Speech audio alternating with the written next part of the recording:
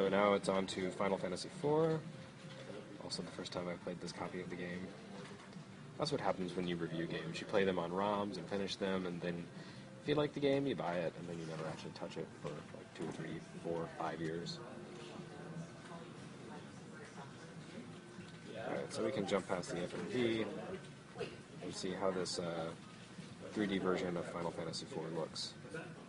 Unfortunately, there's no way that I know of to switch between 1-to-1 and upscaled mode while you're actually in the game. It's something that happens at startup.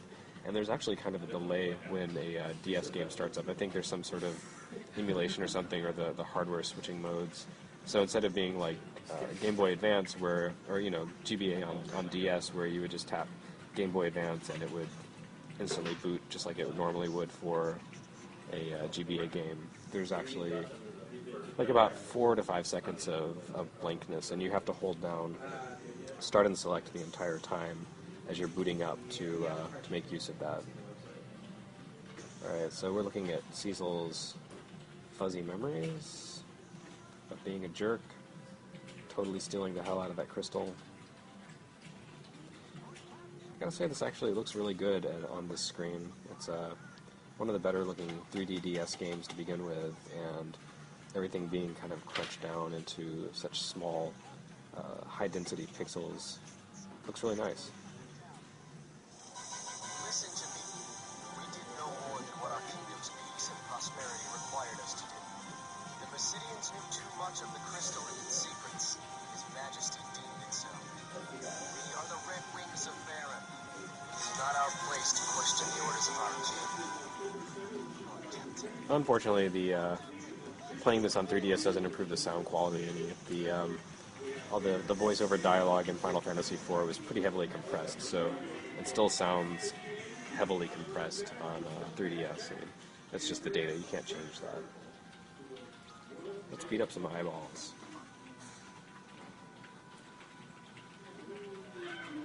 Doesn't seem like the frame rate improves any by playing this on 3DS, which is a shame. I was kind of hoping that this would be more like, playing PS1 games on PlayStation 2, which would allow you to smooth out some of the textures and sometimes made the game just look a little smoother, but no dice. It's the same old, except smaller.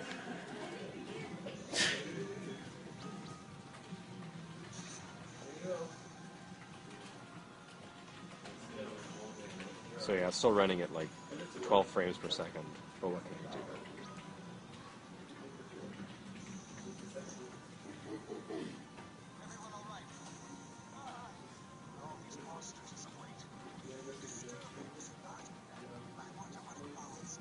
Now it's time for an experiment with The Legend of Zelda Phantom Hourglass. We're going to boot this one in 1-to-1 mode, where the screen is really small, and I'm worried about how this will affect the gameplay because, of course, Spirit Tracks is controlled entirely with the stylus. So when you have, 2/3 to half the space that you're used to playing on, how is that going to affect it? The stylus is, it's not exactly razor sharp, so I'm a little concerned about how well this is going to play. Maybe it'll be awesome, you can say. And, I bought this off of someone else, so I'm going to play someone else's game, and if he's lost or something, that's just too bad.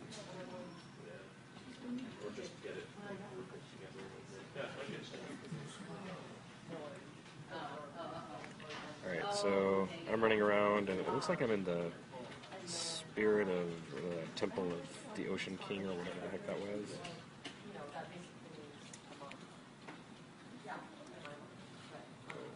Sorry, it's been a while since I've played this. Alright, there we go.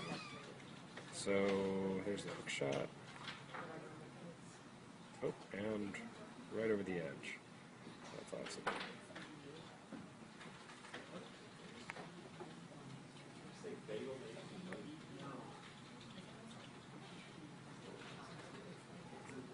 Oh, yeah, I'm not so sure about this. I feel like it's a little too cramped. Maybe I just suck. I don't know. I'm willing to accept that possibility.